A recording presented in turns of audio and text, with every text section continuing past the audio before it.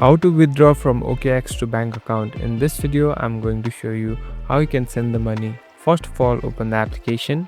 Now here on the left top, you can see this start icon. Tap on it. So this is your profile section.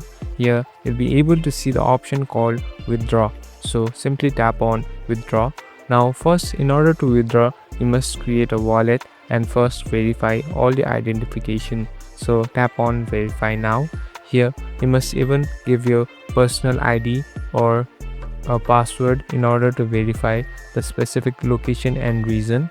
So after doing that, tap on next, and here you must include everything in order to verify first and link in with your bank account. So after doing that, only you'll be able to send the money to your bank account.